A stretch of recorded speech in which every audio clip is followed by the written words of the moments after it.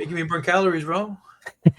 Yo, what up? What up? What up? It's your boy Roy, accompanied by the one, the only, the Dominican bad man, Sergio, aka the floor price guy, and we're Combat Sport Guys, coming back to you with another UFC full card breakdown. This time in the form of UFC 322. Islam Makhachev moves up in weight to the welterweight division to challenge Jack Della Maddalena for the UFC welterweight title. In the co-main event, we have Wei Li Zhang moving up from strawweight up to flyweight to challenge Valentina Shevchenko for the women's flyweight title in a super fight of sorts. We have two super fights, an amazing card with every fight on the main card can be a main event in a fight night in a pay-per-view.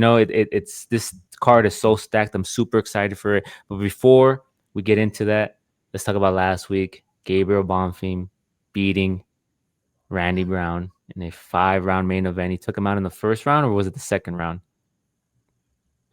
Randy. Oh, the second round. Second He took round. him out in the second round. We'll talk about how we did in our bets very briefly and our picks. Solid night from the boys, as always.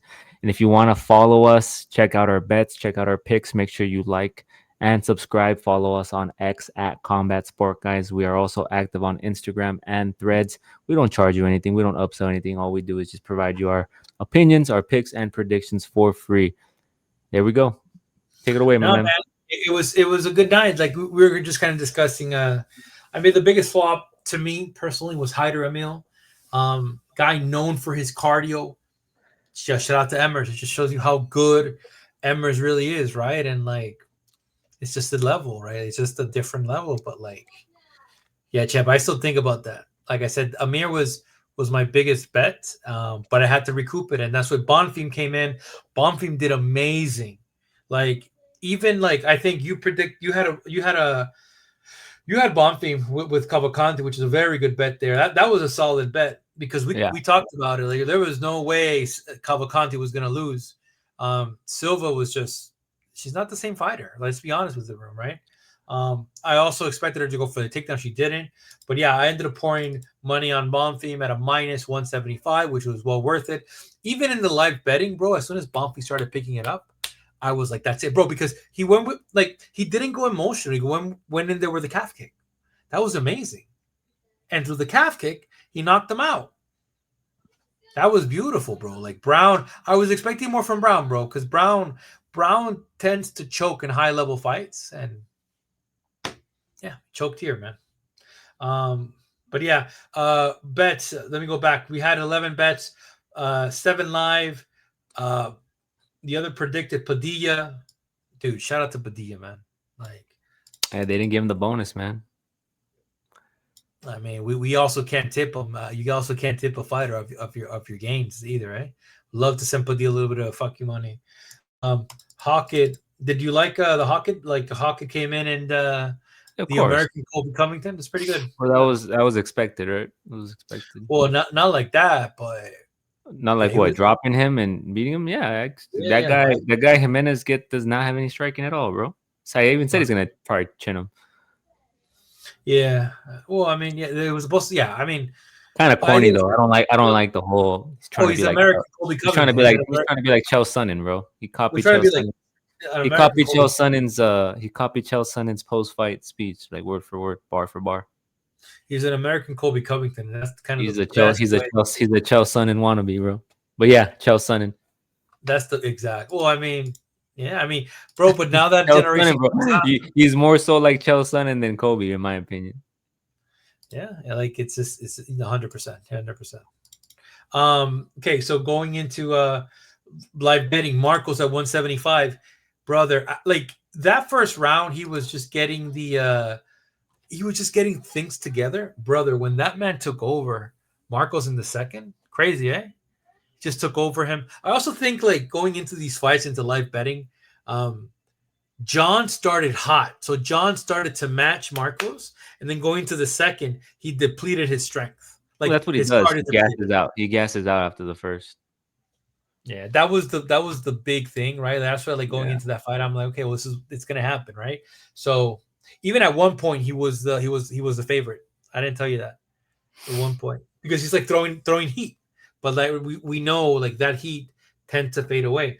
We got Gomez at minus 270. I thought Gomez was a lot at minus 270. Yeah. But she skyrocketed to minus 1,000. Tisha, I mean, it's not the same Tisha. Yeah, you see, I got it from minus 270, minus 500 because it was that dominant, right? Like it wasn't the same Tisha counter You, striking. you threw money on minus 500. That's crazy. That's crazy. I knew it was a lock. I knew it was a lock. It's crazy. Oh, I mean, you end up throwing 500, you get 100 back. You just have to hope that she's not slipping on a banana peel. That's That's wild. a money line on Hawkett at a money line on Hawkett too. Because like I said, I had to recover from Emil. I had to recover from Emil Hyder. Cavalcanti at a minus 218. I like right away, right away. Duncan at a plus 130. I liked it. And like, look how many times I got into Padilla, bro. I put 3 bets on Padilla. I was like spamming. And And then then bombs Bonk on man. minus 175. Yeah, listen, overall, it was a great night of fights. This card actually was one of the best finishing cards. People remember the amount of shit people were talking about fading it. It was one of the most productive cards there was. That being said, champ, let's get into the UFC 322. Yeah. Make sure you follow us on X. Hit the like, hit the subscribe. We'll get into this card. It's got a banger, in my opinion. And pull up my notes. Kicking off the card, we have a lightweight bout between Vyacheslav Borshev versus Mateusz Camilo. Now, if you remember, Camilo was supposed to be on the, I forget which card it was. Was it the Tom Aspinall card? He was supposed to be on the Tom Aspinall card in Abu Dhabi, and then his fight got pulled, and that would have been his second fight in the UFC, right? So he's coming off of his debut fight where he lost to Gabe Green via submission, where he was dominant on the ground. He was chasing submissions, but he ended up slipping and he ended up getting subbed himself. But Gabe Green was coming down in weight and he was the bigger guy, right? Camilo is well rounded. He throws nice calf kicks, looks to grapple and chases submissions. I think, I had him picked in his last fight, and I think I'm going to pick him here again. He's going up against Borshev, who's a solid kickboxer, who has nice technique. He's fast, he's powerful, he throws nice kicks and jabs. He does, however, struggle with being taken down in the past, right? He's coming off that first round submission loss to Terrence McKinney when he was taken down immediately within 40 seconds and subbed. So I'm going to go with Camilo here, man. I think this is a good fight for him. I think he's going to be able to get it done. And this guy's been active. He's been in fight camp. He's been preparing to scrap. So I'm going to go with Camilo here. I think he's going to get it done. He's going to take him down and probably finish him. Yeah, and I'm gonna go with Camilo too. Really, I just like what Camilo has been able to produce at a minus 175. I think we get him. Like, I would love for it to drop a little bit more. I don't think the odds will give us that luxury. Let's be honest, right? These high cards, right? The thing is, like, we haven't had a card like this since Pereira, but not even like since last year. Like that hot. Like I feel like. Let me just go check the odds. I want to see. Yeah, so he's sitting at a minus 180 right now. Yeah. Borchak at a plus 150. Let's see how the live bets look. I might kind of dabble in, but I think the prop bet here for a submission is live, especially as you said after the McKinney. Ojo, with that, right? Yeah. Next up, we have middleweight bout between Basinger Susurkayev versus Eric Makhachev. Now, if you remember, Susurkayev is the training partner of Hamzat Chimaev. He fought on the Contender Series where he got the win. And then 5 days later, on Saturday, he fought on the same card where Chimaev was able to gain the middleweight championship. And he fought against Eric Nolan where he won via rear naked choke. But in that fight, it was 5 days away from his previous fight. He was kind of cocky. He was kind of getting hit a little bit on the feet, right? Kind of pulled it together, got the naked choke. He's got good hands. He has solid grappling and good takedown defense. He's well-rounded. He throws nice combinations. However, he was fighting an undersized guy in Nolan who was moving up in weight, but he, however, was able to land some power shots, right? And I think even after the fight, Nolan said, "Man, you're too damn big, man. Come down to welterweight, right? Come down to welterweight and fight me." He's going against Makhachev, who last time out got the win against Cody Brundage, right? Where a lot of people thought that he probably lost that fight. He likes to push forward and apply pressure. He throws big strikes and throws with power. He's also fought in multiple weight classes. Like I don't even know what this guy's true weight class is. He's fought at light heavyweight. He's fought at middleweight. I think he's even fought at heavyweight at one point, if I'm not mistaken. But I'm gonna go with Susurkayev here, man. I think Susurkayev is just the more well-rounded fighter, the better fighter, and McConical kind of gasses. So I think Susurkayev is gonna get the finish here too, inside the distance. So. He get it done. My boy get it done. Okay. Minus 800, yeah, 24. I mean, yeah. Well, he's a minus 1,000 now, champ. Eh? Yeah, like he's a minus. Yeah, like that's the thing about it. Like when this guy comes to the plate and he fights, it's like you can't look at a money line. You can't look at a parlay. You got to look at a prop bet, which is unfortunate. And this is a full camp, Susurkayev. It's not like a 5-day. So like I'm sure some people are kind of dissuaded by the line watching his last fight, but that was 5 days in between fights, right? So I think full camp he's going to be ready. He's going to come in a little bit more. I mean, serious. look, like a minus 150 first round KO. Like you gotta like. I mean, if you go degenerate, I guess, but like, what's a rear naked choke? You gotta be extremely careful. This guy is very versatile. Like I would just like to bet on the first round finish. I don't think that's possible. Yeah, but we'll see. I don't know. I like the minus 150 though, champ. I like it. I like it a lot. So you're gonna go with Susurkayev? Oh, there's only one. But let's be honest with each other. Like even like McConical's last performance against Cody Brun, which was nothing to brag about, winning a split decision, which you could say it was close. It was extremely close. It was a flip. I had money on Brundage too. I had money on. Yeah, I think we picked Brundage. We both picked Brundage. Yeah, I think Zurkov's going to be a little bit too much for him. Right on. We're both picking Susurkayev to get it done. Go ahead. The only thing I don't like about Susurkayev is that he plays with his meal too much and he leaves his chin open. We saw that in the last fight. I think Nolan is better than McConical when it comes to the striking. But yeah, just don't give your chin and you'll be fine, right? Well, he was showboating a bit, so I don't think he's going to do it as much. I think he was his first pay-per-view card. He was excited. He was trying to gain some fans. But we'll see. We'll see how serious he comes in for this one. Next up, we have a veteran in Angela Hill taking on Fatima Klein. Angela Hill is a savvy vet. She's at 40 years old. She's well-rounded. She's an accurate striker who likes to throw the volume. And she throws really accurately as well, too, However, she doesn't like the pressure. She doesn't like the counters that her opponents are able to land on her when they do apply that pressure. Last time out, she lost to Yasmin Lucindo, who was moving forward, throwing bombs, right? Kind of mixing it up as well and applying that pressure and applying that pace, right? She doesn't necessarily offensively wrestle as well. She doesn't initiate any takedowns. She kind of relies on her range and her strikes and her footwork, right? So she does have a vulnerability when it comes to facing wrestlers and grapplers, right? When you look at Klein, that's kind of her style. She's a pressure grappler, gets busy on the ground when she secures her takedowns.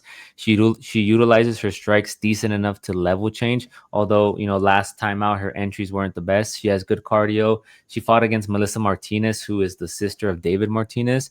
And yeah. I picked Fatima Klein, but I always stress how good Melissa Martinez's footwork is, that Taekwondo base, her striking.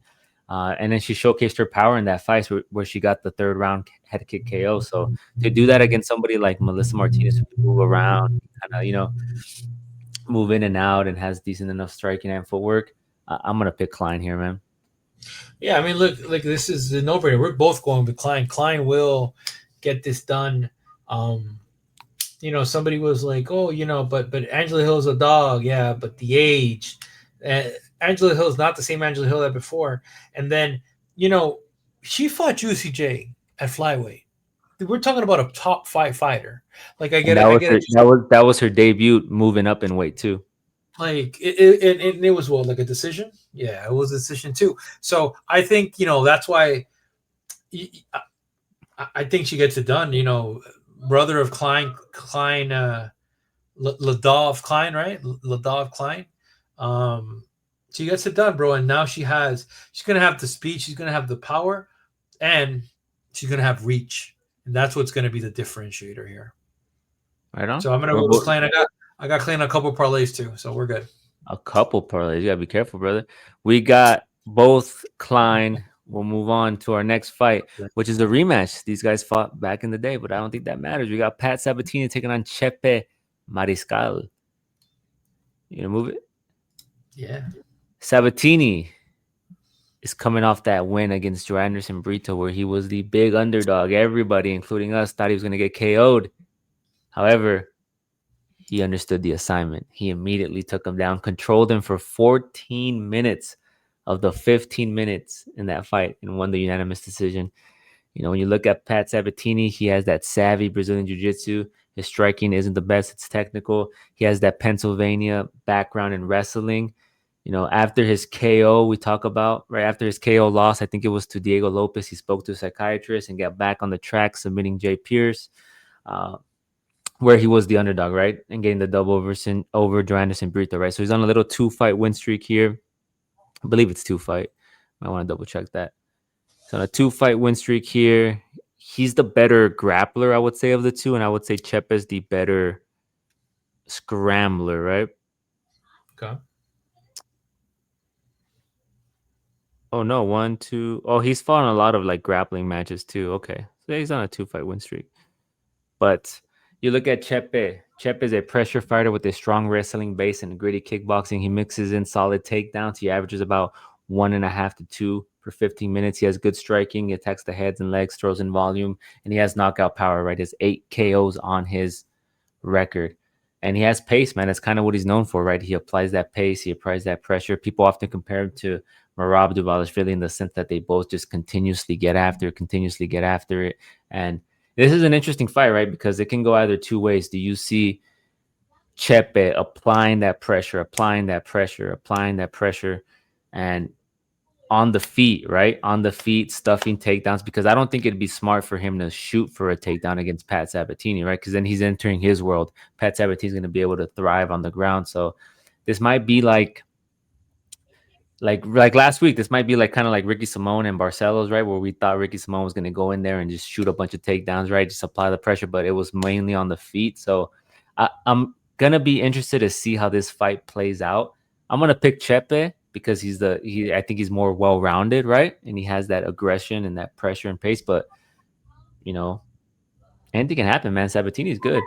He can come in and just take him down and control him, right? But I think Chepe is just going to he has a more arsenal. Yeah, no, and I'm going with basically like what do you call it, Chepe as well. I think Chepe brings that conditioning that Jairo Ramil should have done, but in combination with the wrestling, there's going to be a lot of there's going to be a lot of things that are being thrown in Pat's way that he's going to have to kind of wear. Now, Pat gets you down, like like what version of this of like you see that's the thing. The common opponent is Damon Jackson, right? Like, but this was a Pat. Pat has never looked as good as he looked against Brito. Let's be honest with each other, right? Like Brito was the turning point. We saw the Brito fight. I was like, who's this man? I think Chepe gets it done. I'm interested to see how Chepe nullifies his control with his distance, with his takedown defense. I want to see it. This is going to put Chepe on the map, eh? Going to open up for a top 15 fighter. Yeah, we'll see, man. Tough test. This is a great fight. I'm probably going to stay away from this, but I'm picking Chepe. Going to be a fun fight, though. Betting money line on Chepe cheap, Baba. What's going on? Oh, he's the underdog, right? He's the underdog? No, he's actually the favorite now. Let me see. He was the underdog earlier in the week. I didn't get to throw money on him when he was the underdog. I should have, but if he's the favorite now, then he is a plus 110. Yeah. So on the dog, I'll probably take a chance on him. On the dog, actually. Yeah. If he was the favorite, I wouldn't have bet, but as a dog, I'll probably bet him. Right on. Next up, we have Kyle Dawkins taking on Gerald Mearshot. Break this down for me, man. Oh, brother. I mean, look, Mearshot known for his submissions, coming from 3 losses in a row. He's a little bit there in age. I'll say this, bro. The issue with Gerald is he's stuck in the mud. That's always been his issue, right? If you see his last win against Mitchell, like we knew that was going to happen. I think I bet on the first round knockout. Or was it the first round or the second round? Let me just look it up now because I put a bet on him. I think it was the first round. Yeah, he got him out of there in the first round. He's stuck, right? Like when he gets you on the ground, it's a different game. But to get him there, he struggled with my guy over here, Brad Tavares, like right, like was, you know, now RDR is a top five fighter, which is very very different. Edmund Shabayan, he has good wins, but he's facing a motivated Kyle. Got cut from the UFC, is now back in it. Um, he took Pereira out, stunned him with a KO. Right, he was a massive underdog too. Remember, like a plus, plus 300. I think Kyle gets it done tonight. I think Kyle is the most rounded fighter. Kyle has one of my favorite knockouts. He knocked out Kevin Holland 2 times. Yeah. That was a beautiful moment. That was a beautiful moment. It was I don't special, think man. Kyle Dawkins should have. I don't know what's up with Michelle Pereira. That was weird, right? Michelle Pereira should have beat this guy. Dawkins is chinny, right? This is his second stint in the UFC. He should have lost that fight. So kudos to whoever bet him as a dog. Yeah, Pereira we did not didn't. look We like didn't. We himself. didn't. We didn't bet him. We didn't bet him as a dog, Yeah, uh, especially in a 3 round fight. In a 3 rounder, it was the exactly. three. It So he was has a solid submission game and fights well in the clinch. He can be chinny, as I mentioned. He has been knocked out in the past. He doesn't have the best takedowns. His entries aren't the best. However, he is primarily a grappler on the ground. He does get to work. He does get busy. His boxing's okay. Better than GM3s, obviously. GM3, man, a lot of people still have that hope, right? As you mentioned, a lot of people are going to, you're going to hear this often. You're going to see this on X. You're going to see this everywhere. GM3 by sub, GM3 by sub. They've been betting the same prop, GM3 by sub, the last 3 fights, and it hasn't happened, right? They called it against the last time it happened was against Edmund Shabazian, and that was the last time he was able to secure a takedown. He took him yeah, down. He submitted him. Rene de Ritter, he got lost on the feet. As you mentioned, Brad Tavares, he wasn't able to take him down. He has really good takedown defense at around 90%, 89%.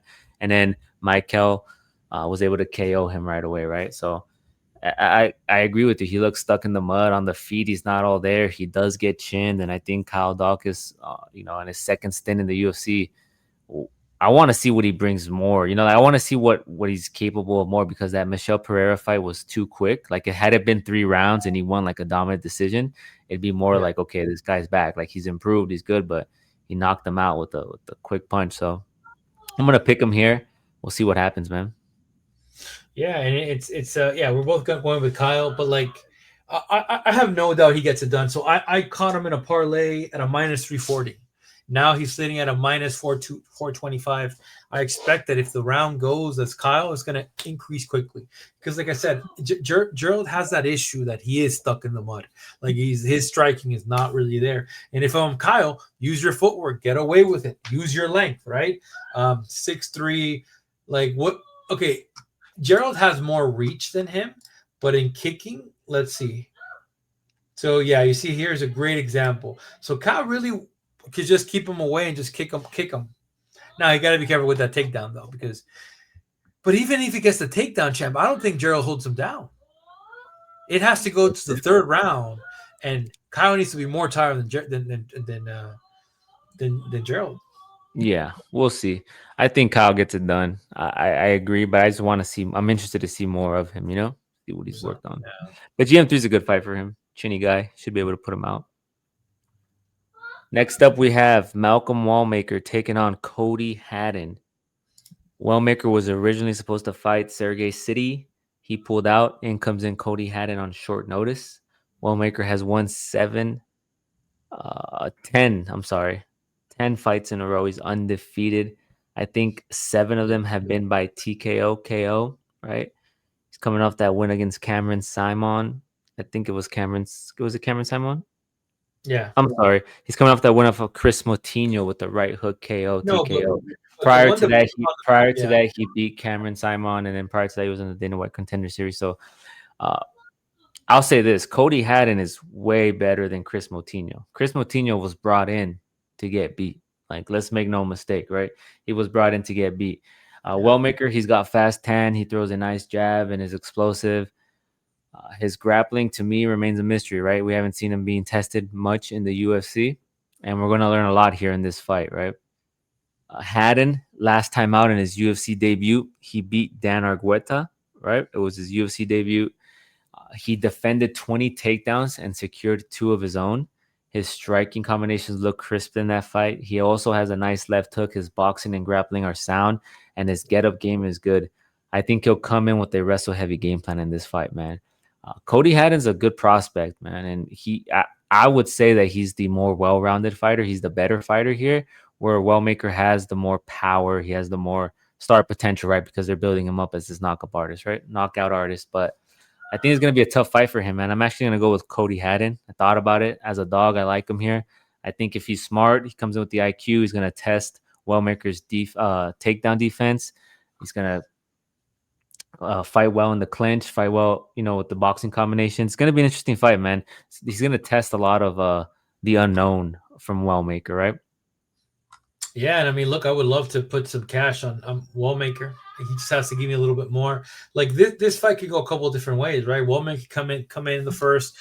This kid has very good speed, and he has a reach advantage. So he's gonna. It's not as significant, but it's enough to with this level of power. But if I'm Cody Haddon, like use your strength, right? And we don't even know what this kid's capable of in the ground. I'm talking about Malcolm. His takedown, everything. There's a lot of remains uncertain at this level. Yeah, and you're getting him at a what? At a minus. If you bet on him, what do you get him at a minus 155? I'm gonna go live bet on this one. I'm gonna range. I'm gonna see where they're at. Like if Cody's able to kind of control them. Let's see. I am going with Wallmaker. Though. I think Wallmaker has the potential. Right. I'm not betting on this fight though. Not on the predicted. Wallmaker needs to show me Wallmaker needs to show me takedown defense. He needs to get up a couple different times and needs to keep his conditioning on point because this man is gonna press. And I think I had Cody Haddon against Dan Argueta, but I just like Wallmaker. I think they're building him up, and if you're fighting this guy, you have to be ready. I couldn't find it, but I remember there was an interview a while ago where he said keep grapplers away from me for a while, like give me strikers, give me strike. I forget where that video was at, because I remember seeing it on X, and I think I showed it to you, like, or I commented on it, like, give this guy I posted a meme, like, give this guy Ankalaev, kind of like Islam saying, like, give this guy Ankalaev or something like that. But I remember him saying he doesn't want to fight grapplers, so I'm gonna be intrigued to see what he does here, man. Still a little skeptical, but we'll see. Yeah, no, like I said, it's gonna be interesting the outcome of this fight, bro. I'll tell you that right. It's gonna be extremely. And if he knocks him out, I won't be surprised, because that guy has a dangerous left hook. So, but that's what I'm counting on, right? That swish, and like I saw the embedded. That, like, I'm just looking at the odds right now. That boy looked quick. You see, man, the when it comes to like big fights, they put all the prop bets on. Yeah, everything is on. You done? Yeah. You just stopped. You just stopped talking. I was like, oh, I thought you were gonna follow it up with something. I thought you were gonna follow it up with something. Next up, we have a women's bout. We have Erin Blanchfield taking on Tracy Cortez. Now, both these girls fought some time ago. None of that shit matters, because Erin Blanchfield was 19 years old. 7 years ago, she's now 26. She's came into her woman body, right? She's got her woman strength. Blanchfield, last time out, was supposed to fight Macy Barber at a UFC fight night in the main event. Macy Barber, moments before the main event, had a seizure, had to pull out due to medical emergency. Fight got squashed, right? Blanchfield was preparing for a striker in that fight. So Blanchfield is probably going to come into this fight pissed with a lot of pent-up aggression, right? She's a grappler with elite ground control and submission skills. She has 5 submission wins. Her striking isn't the best. It is improving, right? And, I think last time out, she fought Rose Namajunas, right? If I'm not mistaken. She fought Rose Namajunas, and she lost the first 2 rounds, and then she took over in the championship rounds, the 3rd, 4th, and 5th, and she was able to secure some takedowns. But I questioned her entries, right? Her entries for her takedowns. That's something I've always talked about in that fight. But however, she does land 2 to 3 takedowns per 15 minutes with the 50% accuracy. She's good, man. She's relentless. She has a pace on her, and she's going to continuously pursue to take you down, muscle you down, or use her striking to set up takedowns. Cortez, man, what could we say about Tracy Cortez? Last time out, she beat the aging Vivian Araujo, right? Where her striking looked better, and I think that's one thing that I kind of emphasize in our pre-fight build-up. Like look at her striking. Her boxing is going to look crisper. She's going to secure some takedowns. She has solid BJJ. She has solid striking. Against Rose, however, she was outstruck, as I mentioned. That's why I said against Araujo, she's going to come in with a more striking game plan because she was struck. She realized she striked well, built her confidence off of Araujo's poor striking defense. So it's one thing to know too. Her striking looked better, but Araujo has poor striking defense. So what I'm trying to get at is that Blanchfield was supposed to face a striker in Macy Barber, right? Like a strike who can finish you and stuff like that. And I'm pretty sure in this fight, Tracy Cortez's boxing is going to be nullified, right? By her defense and in her pursuit of takedown, because she's going to have Tracy fighting off the back leg, right? So how does she look fighting off the back leg? I'm gonna go with Blanchfield here, man. I think she's gonna bring the pressure, have Cortez fighting off the heel. I think in that Araujo fight, Cortez was the one applying the pressure, so her striking looked really crisp. I'm intrigued to see how her striking looks fighting off the heel. Also, too, we haven't really seen somebody in a while test Blanchfield's wrestling. You get me? So Cortez, if she incorporates the wrestling of her own, it's gonna be interesting to see Blanchfield scramble, right? Get back up on the feet and stuff like that. But I'm gonna go with Blanchfield, man. This shocks me though, the fact that Tracy beat Juicy J and is not that's their only loss, which is very intriguing. Like I said, like Juicy J after this has kind of picked it up and she's ran with the ball. I think Erin Blanchfield takes it over. I think if you tell me who has the better striking of Rose and Tracy, Rose does. But the thing is, like Rose, it was a 5-round fight and Rose was gassed as well. Like the pressure of Blanchfield was too much, and it caused Rose to kind of give in. Right? Remember, like we saw those odds skyrocket to like a plus 450 Blanchfield at one point. Right? It was. I remember that night. It was insane. And then started picking it up. And with Tracy Cortez, I don't know where she's at. I don't know what fighter we're gonna get, bro. Like I'm expecting Blanchfield wins. I just don't know. I think this is her highest competition, a girl she fought at this level, right? And like I said, like she's learned from the Manon fight. I'm gonna go with Blanchfield. I think I got a Blanchfield in a couple different parlays. I'm excited. Well, Couple. Kyle and her. I got 2 parlays. When I say a couple, I got 2 parlays. Okay. You gotta tell people, man. But listen, also, Tracy's been doing. I've said this on X. Tracy's been doing a lot of stuff with streamers. She's doing a lot of stuff with Nina, and I know that's a fraction of it, right? But I think you mentioned it the other day, right, when we were talking. Like, she's trying to be a streamer. Is that what you said? She's trying to be. She's trying to be. What did you say? She's trying to be an influencer. What did you say? What's she trying to be, bro? She's trying to get deals. She's trying to, like. She's with Nina, bro. Like I get the Nina stuff. The Nina tries to build her brands with fighters, and the thing is, like Tracy Cortez is one of the most desired women in the for UFC for some reason. And like I get it. It's all being on the Rampage Jackson, right? Like being like you cute. And like I don't know, like what I don't want to take away is her ability of being serious and taking a fight seriously, right? I know she is, but I just don't know if she's at this level. Blanchard doesn't have these media obligations, right? Yeah, So I've seen more of Tracy, right, this week than I have of Blanchfield. And yeah, you get like the one-off like MMA junkie, right, like interview, but I haven't seen much clips of her. So it's gonna be interesting to see this fight, man. Yeah, that'd be super interesting. Next up, we have a middleweight bout between Roman Kopylov and Gregory Rodriguez. Kopylov last time out lost to Paulo Costa via unanimous decision, and I thought that fight was more suited for him because kickboxer versus kickboxer, right? But Paulo Costa looked crisp in that fight, man. He was landing those vicious leg kicks, and he was the better fighter that night. And I had picked Kopylov in that fight, but that was a bad matchup for him stylistically, right? Kopylov is a kickboxer. He throws nice combinations and moves forwards. His takedown defense is at 87%. He is, in my opinion, the better striker between him and Gregory Rodriguez. He's the more technical striker. He's the better striker. Rodriguez is the more powerful striker, right? He has that kill shot if he needs it. Last time out, he knocked out Jack Hermanson in the first round where everybody said he's going to get wrestle fucked. He's going to get taken down. He's going to get controlled. And what did he do? Bam! Took him out in the first round. Rodriguez has power behind his strikes. He's big for the division. Dude looks like a light heavyweight, in my opinion.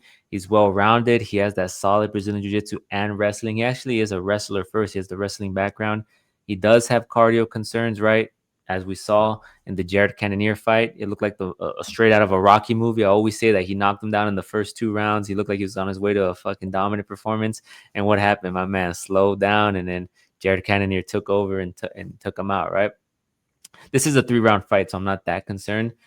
In this fight, though, I think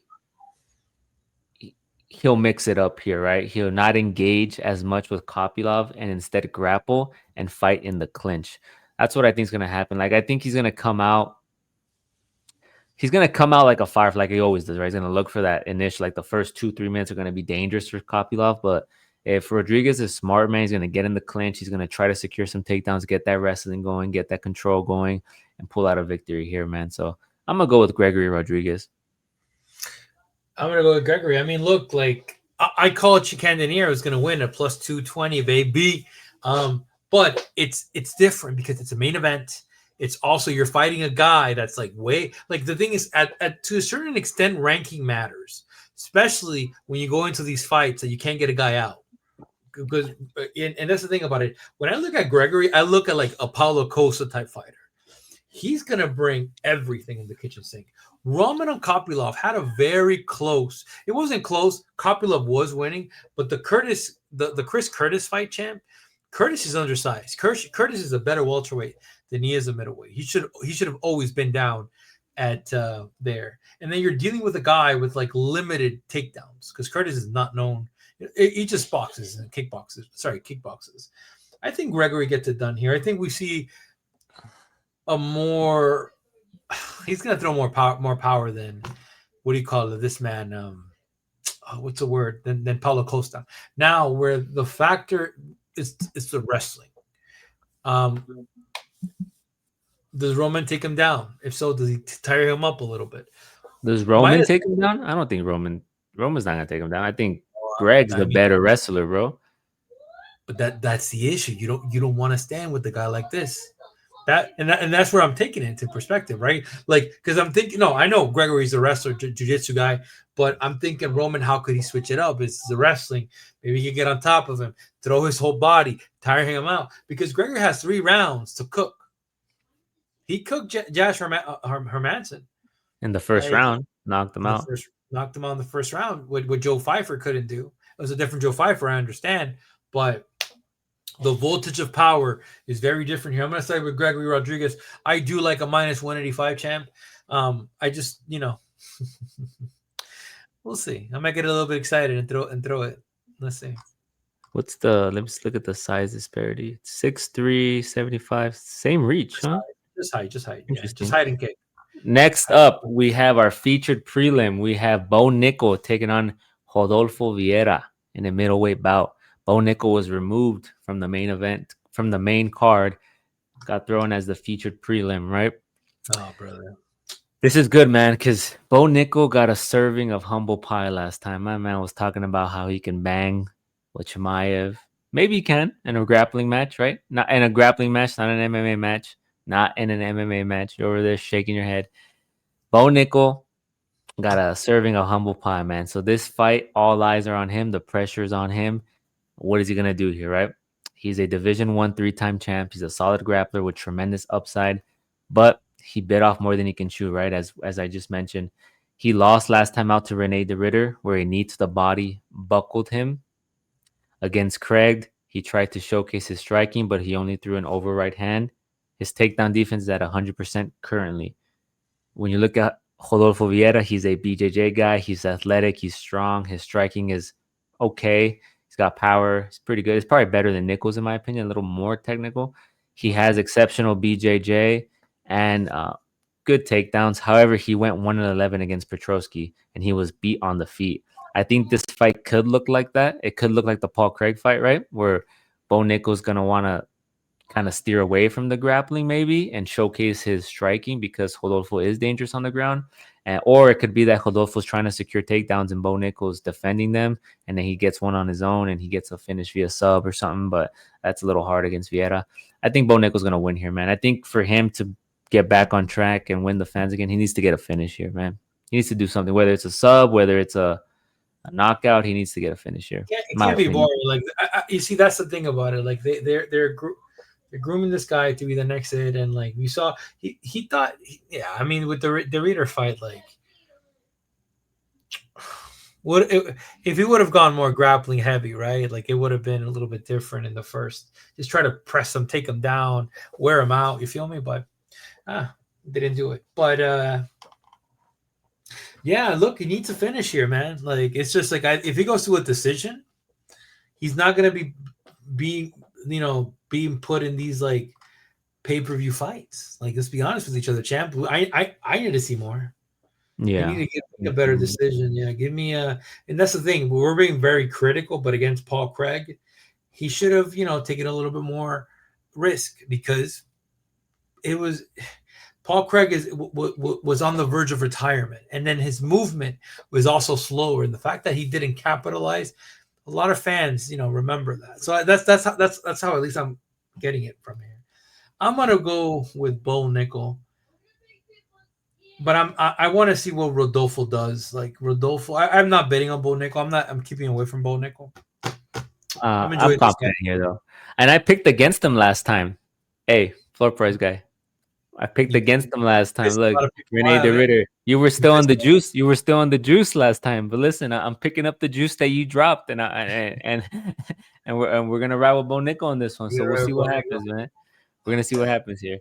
Moving on to the main card, we have Benil Dariush kicking off the main card, going up against Benoit Saint Denis. Now, Darush last time out beat Renato Morcano via unanimous decision. Darush is well rounded. He has solid striking and some pop. He's a BJJ world champion. He's slick ground game. He has two losses. His last two losses are to two people who are or were supposed to challenge for the lightweight belt: Armin Sarukian and Charles Oliveira. Now, there were some years taken off of Dariush's career due to injury. Right, he was gone for I think 2 years, if I'm not mistaken. Uh, if this fight was like a couple years ago, I would lean towards Dariush, but seeing the Renato Moicano fight, he did get tagged. I think in the first round, he got dropped in the first round by Moicano. The issue is Moicano, after making that money, right? He's not Money Moicano anymore. He made that money up against Islam, and now he's kind of just podcasting, buying, opening up gyms, buying cars, doing all that shit. He got gassed in that fight, and then Dariush was able to take over. But he keeps his hands low. He's going up against BSD, who got the submission win over a hyped prospect in Mauricio Hufi. A lot of people, including us, were discounting him prior to that fight due to his loss to Dustin Poirier, his loss to Renato Moicano, right? We questioned him, right? And then he came back. He beat Kyle Propelek, but that was on short notice, and then he beat Mauricio Hufi, right? Um, he's an aggressive. He's an aggressive individual. He comes out hot. He likes to. He could strike. He utilizes his strikes to set up takedowns. He's a pressure grappler. He looks on the ground, and once on the ground, he looks for submissions. Right. He fights from his southpaw stance. He's known for his relentless pressure and finishing ability. I think he's gonna get it done here, man. I think his confidence is probably through the roof. He's a younger fighter. His cardio is better than the two. On the ground, Dariush just has some of the best scrambling. What happened? Saint Denis. I think he's the more he's the faster of the two, better cardio. Did you see Dariush last time out, bro? Third round, flat footed, hands low. You, Yeah, but you how much grappling did that man do? who? Dariush against Moicano. He did. He also got stunned. How much grappling do you think he's gonna do here, bro? I think there's going to be some level of grappling going on, and And do you think? Okay, look at the Moicano and the BSD fight. If that fight were to uh, continue, would he? No, but if that fight were to continue, would he have put out Moicano? Even you said it in the past. If the ref didn't stop it, he would have continued and put out Moicano. So you don't think he has the opportunity to put out a Dariush on the feet, who's been I chinned before? yeah, but the one element that I'll say this is Dariush is notoriously like Dariush is one of these like mythical animals that is just like you don't know what you're gonna get. Like Bet I the house. expect Bet the house. BSD to hit him days and then he could throw some crazy ass shit because that's what been the career of Dariush has been that way. I just think he now is a little more savvier. I think he gets it done against BSD. I think BSD is a great fighter. The common opponent is Moicano, right? That's the common denominator there. And Mokano went very hard on that first round to get BSD out of there, right? And I picked BSD before, but this time I got to side with Dariush. I don't think he's the favorite. Um, that fight against Rufy, like it exposed Rufy. It really exposed Rufy in his takedown. So I'm gonna go with Dariush. Right on.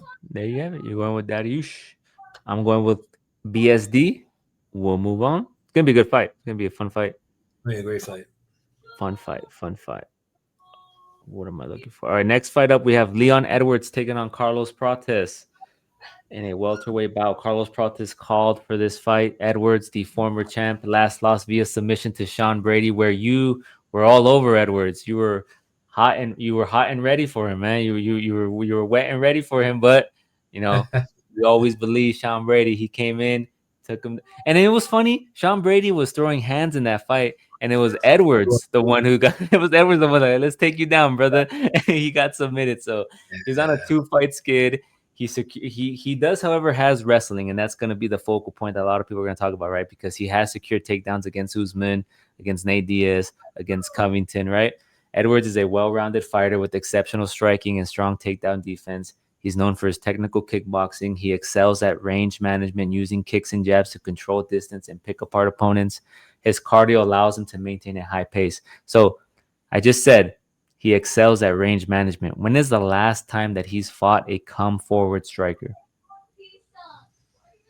Oh, like, dude, I would have to go back and like not Kamaru, not Diaz, not Bilal, not RDA. You see what I'm getting at? See what I'm getting at? I mean, yeah, he had to fight grapplers, right? So he had to, polish his takedown defense, which is okay. But you get what I'm trying to get at? So Yeah.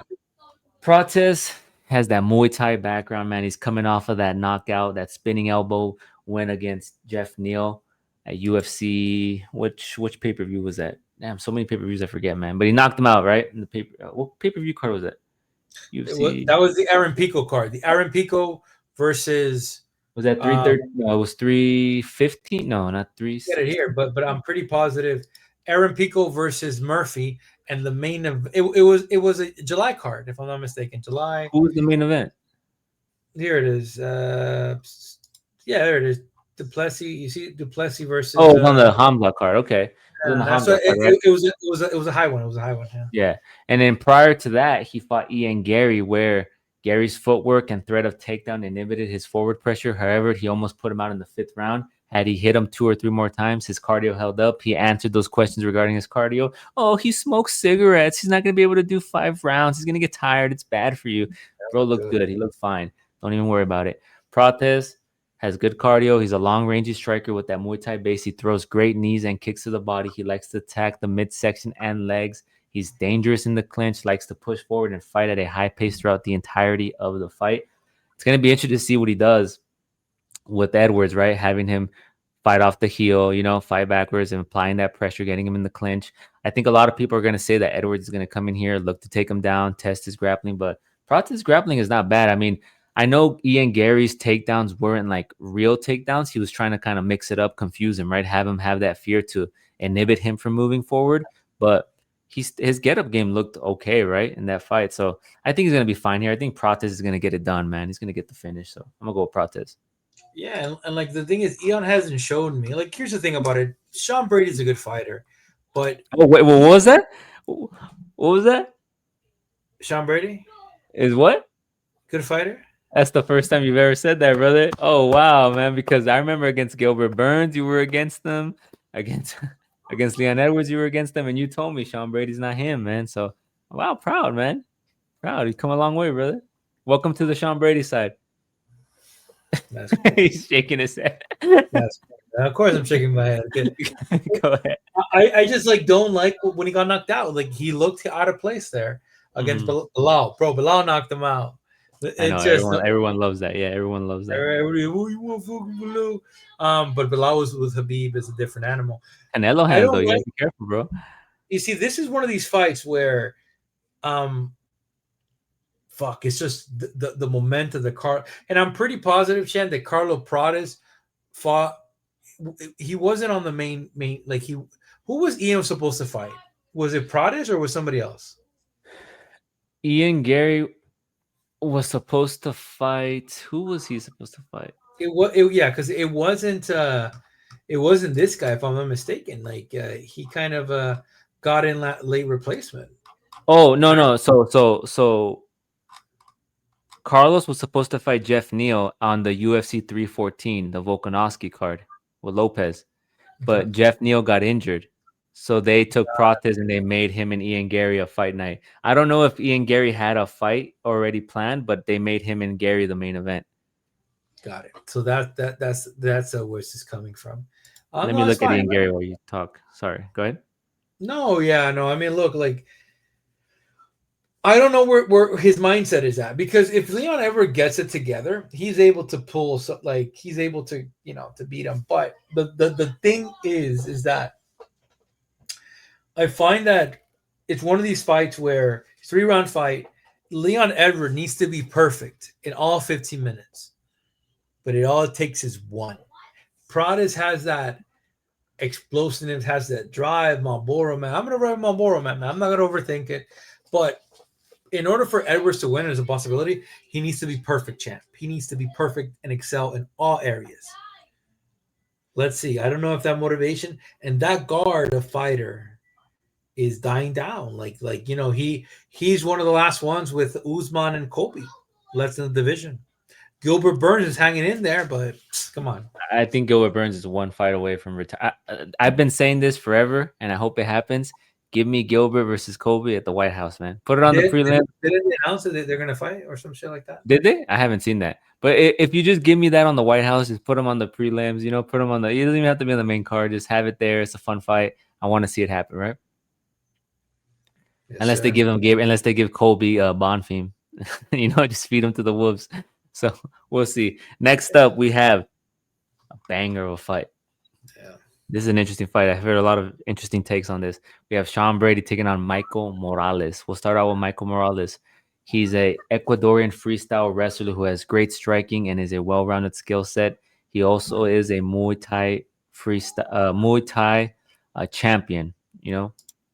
From Ecuador, obviously. He has good footwork, nice boxing, can grapple. He has also showcased a good get-up game. An example in the Burns fight, he was taken down. But despite him having that good get-up game, he does get taken down, right? He was taken down by Gilbert Burns, Trevin Giles, Adam Fugit. They all got takedowns on him. And even Neil Magny held him up against the cage, right? And despite all those fights ending up with him being the victor, right? Getting the finish or getting the win, he does have that vulnerability, right? Where he gets taken down, where he gets held up. So that's something I want to showcase there. He probably is the better striker of the two, but Brady's striking has gotten better. Brady, last time out, as we mentioned, got the submission over Leon Edwards in London in enemy territory. He averages 3 to 4 takedowns a fight. He answered the questions that were left unanswered regarding his cardio and ability to strike. An example, the Gilbert Burns fight, right? Like going into that Gilbert Burns fight, a lot of people said, oh, Bilal was able to knock him out because he gassed out, pillow hands Bilal, knocked him out. He doesn't have the cardio. And what did he do? He went a full 5 rounds with Gilbert Burns in a main event, and his cardio looked good, right? And then he was able to strike with Leon Edwards. Leon Edwards was the one that initiated the takedown that ultimately got him subbed, right? So his wrestling is aggressive. He thrives in close quarters. He does nice. He chains his takedowns really well into submissions. And then, like I said, people always knock him for that Bilal Muhammad loss, but shit happens. I think he's going to be the better fighter here. He's fought the tougher competition. He should be challenging for a title, in my opinion, but Islam arrived, right? Put a halt to that whole like top 5. Yep. So those top 5 guys are now gonna have to fight each other or fight down the ladder until Islam kind of either retires or gives them all a chance, right? So I'm gonna go with Brady here, man. I don't think Brady's gonna mess around. I think Brady's gonna be able to take him down, control Morales. I like Brady here. It's a good spot for him. I want to see the what's the word here I'm looking for? I wanted to see his takedown defense. Um, because make no mistake about it, like this cat has the possibility to chin him. And that is a big possibility. Like that's not. Um, I want to see how successful. Like I was watching Gilbert Burns, but how was Gilbert able to grapple him? I don't know, man. I feel like Morales is the dark horse of this division. He's that one guy where like everybody's been not fading him, but like his radar. And has he been challenged? What do you say? Like Who's he fought? Like, who would you say he's fought that's been a challenge? Neil You can't say Magny, Gilbert. You can't say Gilbert Burns. Neil Magny, Gilbert Burns from like 3 losses in a row lost. You feel me? Jake Matthews, Jake Matthews, like, did he fight 2023. Jack? I mean, but look who he's fought. Like Trevin Giles, Adam Fugit, Yeah. Vertenikov, Max Griffin, Neil Mag. Like a lot of these cats are either older or just not there. Not top 20. Not you get what I mean. Not top 50. Jake Matthews probably, but you know what I mean. It's like I need to analyze the Mike Griffin. I know they're different fighters now, but um, Morales works with now. What do you call it? Um, Killcliff, right? If I'm not mistaken. Does he? I'll do a little bit of research on this because I haven't betted on this. I'm waiting till the later rounds to bet, or to later fights to bet a little bit live. But I'm gonna go with Sean Brady right now. I think Sean Brady's like this loss with Bilal opened them up and said, "Hey, you need to be better." Because don't you remember I was criticizing him? He had like bad conditioning, even against Michael Chiesa. That well, fight yeah, I was remember. not. Yeah, that was the concern. Remember, I went into that fight saying he's gonna answer those questions about his cardio. It's Yeah. gonna go the 5 rounds, and even against the Bilal, like against Bilal, he got knocked out, but his next fight was against Kevin Gastelum. A lot of people don't talk about that. Like he went up against a guy who can also equally put him out, who's a better striker than Bilal Muhammad. And what did he do? He subbed him in the first round, right? He didn't engage. He subbed him in the first round. And Kelvin's a tough guy to put out, man. He's a tough guy to put out. So for him to get the sub there, then he got the win over Gilbert Burns, and then Leon Edwards. So he's fought like that top 8, top 5, champions, former champs. So Will the range be a factor here? Will Morales' range be an issue when it comes to that first round? Like, was it an issue for him against Leon? do they have Because the same range? he's undersized, bro. He even says I'm short for the division. Yeah, but I mean, like, the thing is his frame. He has a big frame, but the one thing I'm thinking about is Morales has like good reach when it comes to like he has like Yeah, 79 inches. Nice. that's going to be a little bit of a problem, right? So I'm probably not going to bet. I'm probably going to check it out from my from live, and I'm going to see where this takes us. I'm going to see the live bet. Like if Brady's able to take him down, let's see if he gets back up. Like I'm going to try and stay away because I really like this fight. This fight is a real top 5 contender, like a top 10, guys. But Brady's the more polished fighter, I have to say. At least we know. I think it's too big of a jump for Michael. 18-0. Because Brady went from I'm gonna challenge for the belt or fight Ian Gary for the number 1 contender to now fighting a guy outside the top 10. Yeah. So I don't know, weird stuff going on, but I'm pretty confident in Brady. And like you said, And if minus Michael 135. goes out there, and takes him out, then whoof, shit, I'm Minus wrong. 135 too, eh? Let's remember that. Minus 135. Yeah, the odds are close because a lot of people are probably using that same logic that you have, right? Like, oh, he looked bad against Bilal, the range. So we'll see. I'm pretty confident though. I like Brady. I think he'll get it done here. I think he'll do what he did to Kevin, do what he did to Leon, get him out of there. Valentina Shevchenko versus Zhang Weili. We have the super fight Yep. in the women's division, right? The strawweight champ taking on the flyweight champ. Both these women are super accomplished, right? Wei Li is a 7-time strawweight champion, right? Last time out, she beat Tatiana Suarez in a dominant performance where she looked better on the ground and feet, and she was an underdog in that fight. A lot of people picked Tatiana Suarez to smother her, even submit her, put her out of there, and that was the easiest money we made all year on Zhang Wei Li, right? As an underdog in the main event. She's going up against Valentina Shevchenko. If you don't know, she has 7 title defenses prior to losing it in the trilogy to Alexa Grasso, then winning it back and defending it successfully against Manon Ferro, which a lot of people thought was a close fight. I thought she won that fight. Shevchenko is a high-level striker who has added grappling, wrestling to her arsenal. We saw her take down Alexa and control her to regain the title, but in a fight that a lot of people thought was boring, right? But she had to do what she had to do, right? She took her down, controlled her, smothered her, and got the victory. She has that Muay Thai and kickboxing background. She has a solid counter striker and good strike game. Her footwork is really nice. She manages distance well. She has a 52% significant strike accuracy. She excels at reading opponents and adapting mid-fight. She's going up against Wei Li, who has some power behind her shots. She's also an excellent striker. She can grapple. She can scramble. She can do it all. Her wrestling is probably the better of the two. This is an interesting fight, man. What are you going to go with? What do you got? What do you think? Look, How do you see man, this playing out? this is like people don't remember Amanda Nunes versus Valentina Shevchenko 2 times, and this has the potential to be that fight. Now, Wei Li's the smaller one coming up. I want to see how she looks next to Valentina. Valentina has gone from like a fighter that has had like knockouts at the beginning, like knockout submissions, to be a more decision fighter. She's more aware, right? She's doing more point fighting like GSP. But age is getting there, man. Like the thing is, like, bro, They're both the same age, bro. 37, 36. You can't say she's yeah, getting but who has old. more miles? Who has more? No, she years in MMA is old champ. Let's be honest with you, Okay, right? so Like, okay, you're talking about fight years. Okay, fight yes, years, but 5 years is age-wise, they're up there. no 100%. Like a 2 year difference isn't really gonna really do anything. Um, it's one of the most intriguing fights we could get, actually. Like this is, and look, like, and the winner of this, if there's nobody else to fight, you know what you do, bro? Hey, Kayla Harrison, fuck you.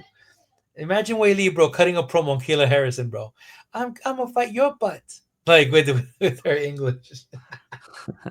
I You're would picking. I would like for the winner of this to face the winner of Amanda versus Kayla Harrison. Like it'd be pretty cool. But the thing is, what's the hottest division? Flyweight, and for women, right? Flyweight to me is the most lucrative fucking Hey, you division got there you got is, Natalia Silva up dude. there. She's already in New York, Manon, bro. Manon knocked out for Yoda, and that was a close Manon fight. knocked out Jazzy. You said Manon Yeah, knocked out Fior. She knocked out herself, brother. no, Manon had a close decision with the champ, Yeah, with the champ. I don't know, bro. Like we're gonna see. I think Wei Li has gotten better. Like the fights against Roland Namajunas really taught her to be her. Like I think this fight is like, yeah, you can't really count the kickboxing fight. Like that wasn't even an MMA fight. Let's be honest here. Um, I'm gonna go with Wei Li. I think Wei Li shows up and stuns the champion and gives lives to that division. Like I stunned. like You say she's gonna put her out? Wei grappling. Li's okay. When you say stuns, what do you mean? Like you gonna hurt her and knock her out, or you say she's gonna No, she's stun gonna or stun the surprise her? world. She's gonna become flyweight champion. There's a big possibility of this, right? And like I said, I don't know, you know, Whaley doesn't have that much kilometers. Like I said, Valentina does. Well, I know you're gonna go with. I you gonna go with Wei Li? I'm gonna I'm go with Lee, but you're gonna go with Chichenko. I'm gonna disagree with you because Tatiana Suarez is one dimensional, right? In grappling. Like, look at her previous fights, right? Zhao Zhanan, she does struggle with the takedowns. You get me? She almost got subbed in that fight, in that first round, right? She made it towards the end, but she almost got put out. Amanda Lemos, she's Brazilian Jiu Jitsu, right? Her striking isn't the best. Got beat in that fight. Carla Esparza is a grappler. And then Joanna Jędrzejczyk, she knocked her out, right? They've had some wars, you get me? So Yeah. that was in 2022. So that was some time ago. I think Valentina is just as compared to all those girls, right? Is extremely well rounded, and she's had to deal with the power of a Manon Ferro, right? She had to deal with the speed and the footwork of an Alexa Grasso, which is why she went to the grappling. So I think her IQ is really up there when it comes to fighting. Like you mentioned, like she adapts really well and she utilizes the point fighting method, and her IQ is just up there. And I think against Whaley, I wouldn't be surprised if she's using that counter. Like I even said against Manning, she's going to use the counter striking. She's going to use that footwork. Maybe incorporate some grappling. Maybe her take. Like how do you rate Valentina's takedown defense? Um, I mean, Alexa Grasso took her down. Not known for her wrestling, just got She better at no, wrestling. she took her back because she missed the spinning. I think it was a spinning kick or a spinning fist. Yeah, but even in like the fights against those rematches, well, the dominant fight that this girl Valentina had against Alexa was three.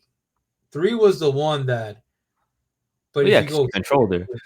yeah, I mean you're right. You're actually right. Like look, like we look at the But I mean, that's what I'm saying. Like, I see Wei Li being the one to throw with more output, and she could win too if she throws with more output and outstrikes her and is the one applying the pressure and pace. Because, like, as I mentioned, Valentina is the type to kind of like utilize the footwork, point fight, not really apply pressure, right? Unless she's losing and she needs to. But I could see Wei Li coming forward, throwing with more volume, landing some takedowns, and then winning that way. But I think we can probably see a trilogy with these girls too, man. You don't know. It could be such a banger of a fight. It can go either way, but I'm gonna side with Valentina. I think Valentina has it all.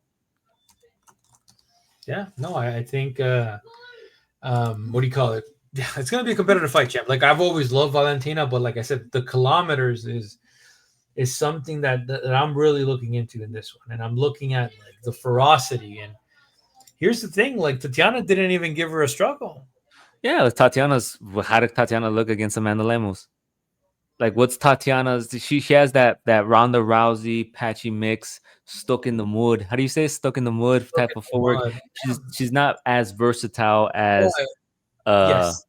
yes. And then look at Whaley's a beast, bro. Whaley's a beast. I mean, she lost Well, to Rose Namajunas, and Rose is she's a striker, right? Striker well, first.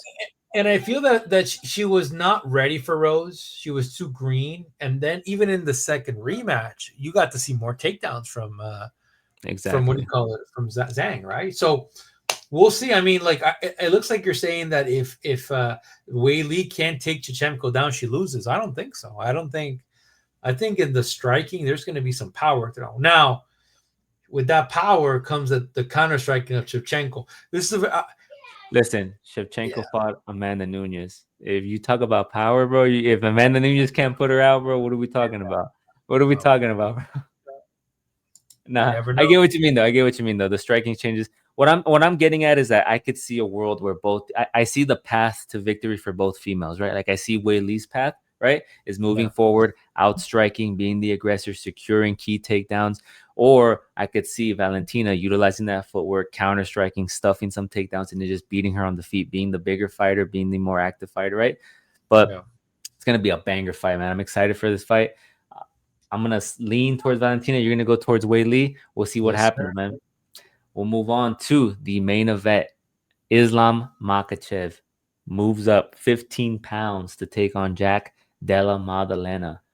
What do we know about these guys, man? JDM is a high volume striker who has a nice jab.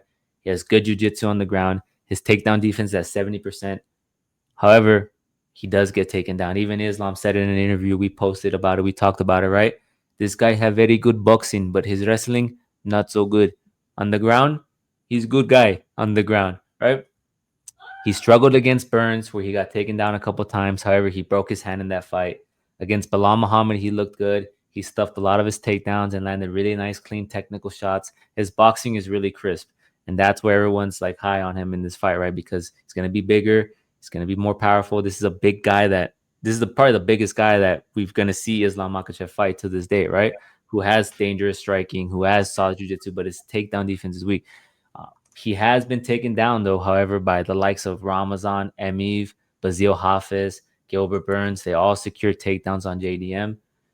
Islam, last time out, subbed Moicano in the first round. It was a last minute replacement. He was supposed to fight Armin Sarukian. Armin Sarukian threw out his back, was unable to fight. So that was kind of like a gimme fight, right? Yeah, Moicano got paid. He got the sub. Questions regarding Islam. We kind of know what he brings, right? He's a grappler first. He's a pressure grappler. He's strong. He loves the Darce choke. His striking is okay, somewhat technical, but his bread and butter is the grappling, right? He loves to get you down, use that yeah, Dagestani handcuff, level change, do utilize that chain wrestling, and then look for submissions. But questions about him moving up to 170. How's he gonna look? Is he gonna be slower? Is he gonna be stronger? What's his cardio gonna be like, right? Because he has gotten tired in the past. We've seen him get tired against Dustin Poirier, but he was able to dog it out and get the submission win. So there's gonna be a lot of unknown regarding him if this fight gets to the championship rounds, right? So his pressure is good. He'll shoot around 10 to 18 takedowns a fight. He throws nice kicks and doesn't shy away from a fist fight, but I don't think he's going to want a fist fight. Jack Della Maddalena. I'm gonna go with Islam Makhachev, man. I think his strength is gonna be something that a lot of people aren't gonna be used to seeing. Because if he was strangling guys at 155, right, and them saying that, man, his grip is really strong, it's really tight. Imagine him at this weight class, looking massive, being strong, being comfortable. Because when you're bigger, your takedowns become easier, right? Yeah.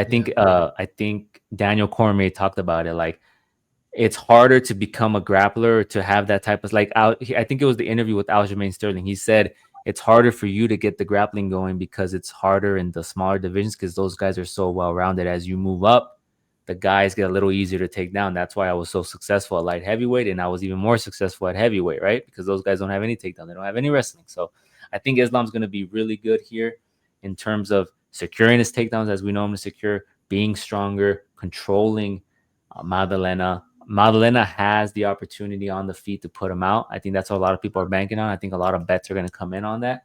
But I think Islam's going to come in here, take him down. If he gets up, he's going to take him down again. I don't think he's fought anybody with the type of grip and hold that Islam has. So I'm going to go with Islam to make history, man. His legacy, he's chasing legacy. There's a lot of pressure, right? He has Abdul Mop's plan on the back of his mind, right? So I'm going to go with him, man, to get it done. But I'm not counting out JDM. JDM's dangerous. Oh, that's our boy. JDM is I think JDM has one of the best boxing dude in the UFC. Better than Topuria, if you ask me. Like Topuria Wow. relies huh? I think he has better movement, better slips, better jab cross. So if you really think about it this way, like Islam would be preparing for like if he beats JDM, brother, like the Islam If what do you he call it? if he beats JDM, Islam versus Usman, money, bro. That's a legacy fight right there, man. Well, I think that's why Usman's not taking that fight. But like, yeah, it'd be interesting because then like the striking would get kind of neglected, so we can kind of see a striking battle. I'm gonna go with Islam. I don't like my choice. I'm not a fan of my choice. But like you got to go back and you got to see the Bilal fight. Bilal did take him down. Bilal took him down like 3 times, and there's a lot of factors here. I told you. You said don't worry about it, but I'm still on the fence with like I'm that. not I'm not I'm not worried about him because he can get taken down easily. But I don't think he's fought anybody who is as Dominant. good as Islam Makhachev when it comes to taking you down and controlling you. So that's the main reason. Like, obviously he has the striking advantage. No one's arguing that this guy can fucking knock you out on your feet, right? No one's arguing that. No. And his jiu-jitsu is really good, but I just think his ability to get taken down is like, it's notable, right? He's been taken down in a lot of fights, despite him Oh yeah. winning those fights, but he does get taken down. Well, but yeah, but that's the thing about it. Craig Jones has prepared him to just if you get taken down, get back up, and you know he's going to come out with a better takedown defense. But it's eventually going to go down. But these guys, like, and let's go back to what these guys is like.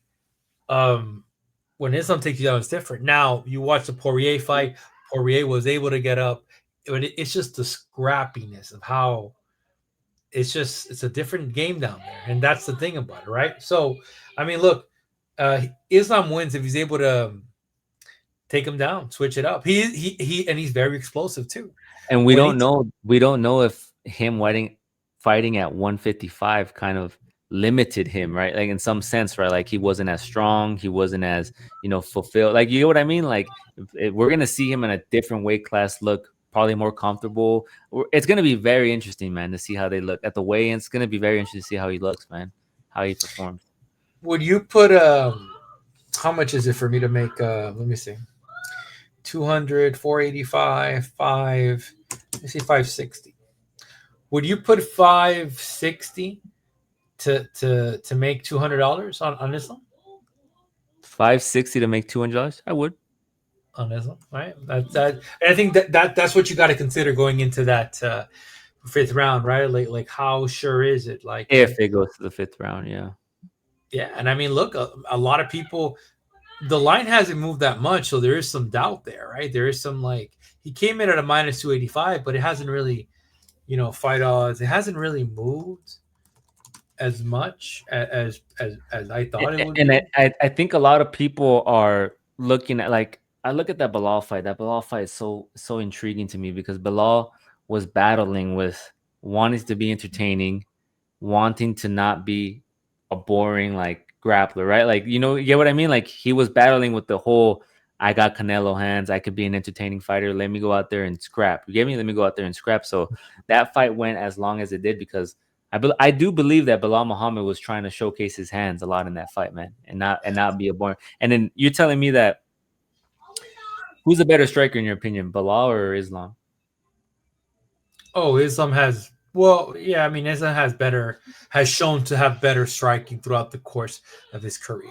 Like that's the Okay. reality, right? Throughout the course, Islam has developed good hands, right? And Who has like who has more of a chin, you would say? Bilal or Islam? both have been knocked out. Both have Um, been knocked out, right? both have been knocked out. Like, and that's the thing too. That's why, like, you might bet six. That's the thing about it. Like, bro, isn't it funny that we're getting 2 pound for pound fights here? Because both of our pound for pound. Let's be honest with you, the best. Yeah. This is the best woman, the best man. I think it's an excellent card. We can strategize however we want, but the reality is, when Islam starts suffocating him, let's see how he's gonna come up, man. Because like I I said, just, I just, I just don't buy the he's gonna knock out Islam because who has he knocked out recently that makes you believe that? You get me? well, he had Bilal hurt. We had Bilal hurt in the fifth round. You go to the fifth round, he had Bilal on skates, Yeah. um, bloodied up. So and also like a lot of people will look at Islam and be like, but McConnell in the first round was able to throw some crazy shit. He Nah, he landed against. slipped, bro. Get out of here, bro. He slipped, That's what bro. I'm telling you. A lot of people could say that. That's what I tell you. A lot of Yeah. people could say shit like that, right? It doesn't mean it's real. Yeah. Um, but that's what I'm going with Islam, bro. I'm gonna have a good fight. Like I don't believe in like I look at it, I'm like 580 to make sorry, five You're yeah, looking at five the odds, like yo, you're letting the odds talk to you right now, brother. But look yeah, at the five look at the. I'm looking at I'm looking at JDM and I'm saying like, who has he knocked out like recently, right? Like two split decision with Kevin Holland, split decision with Basil Hafiz, Gilbert Burns. Gilbert Burns hurt his knee in that fight, and he was able to get well he looked better. Gilbert was winning that fight prior he to was his winning betting. that fight, right? And I picked JDM in that fight because I thought JDM was gonna win, and then Gilbert Burns made that mistake or he hurt his knee, he fell backwards and he got beat, right? Randy Brown, he choked him out. Danny Roberts, round one. Yeah. Ramazan beat him with the liver punch. Pete Rodriguez counter left. He's been getting better. That's the issue is like we don't know how better he's gotten after the Bilal fight. And that's what we're gonna learn in this fight. So yeah. I Yeah. mean I might just like I said, like I don't $300 worth maybe like maybe it's Islam we're talking about here like it's Habib too like it's not only Islam it's Habib like they've like any other fighter would be yeah but then we got to remember Habib studies these guys and like like this guy's not gonna Islam is I, not gonna box with this guy or kickbox, let's be honest with you, he's not gonna. what are his two losses? Let me look at this. His two losses are by punches and rear naked choke. I'm gonna say Islam inside 3 to 4 rounds. Gonna submit JDM. That's gonna be my call. I'll put money on that. I gotta look at the prop bet. I'll put money on the inside the distance submission prop. Put my money where my mouth is, and then we'll go from there. I'm going with Islam Makhachev. You're going with I'm going with Islam too, I'm locking down right on. Islam. We're going with Islam Makhachev to become a two-time double. Oh no, a double champ, right? A two-division champ, Two double division champ two. in the welterweight and lightweight division. Maybe take on Usman. Maybe take on Ilia Topuria. All eyes are on him. He has the weight of a nation behind him. He has Abdumap's vision in the back of his mind. He has Khabib there as his mentor. Jack Della Maddalena has trained with Craig Jones, as you mentioned, right? And Alexander Volkanovski's in his corner as well. Alexander Volkanovski gave Islam Makhachev his toughest fight. Toughest fight, right? Yes, But do you think that JDM is the wrestler that Alex Volkanovski is? I think he's become better. Do you That's what think I'm telling you. he's the wrestler that Alexander Volkanovski is? No, no, no. Okay. Right on. Well, there you have it. There is our full card breakdown, guys. Make sure you show some love. Hit the like, hit the subscribe. Make sure you tap in. As always. Any parting words, my man? Nah, bro, it's gonna be a good fight, brother. It's gonna be a good fight. great Looking card. forward to it. We'll be live betting, and we'll also be. Yeah, let's see. I already got three bets in. Champ is gonna do it. We'll have those bets by Thursday. We'll go from there. Right on. Make sure you guys tap in. Love what you love. Do what you do. Peace.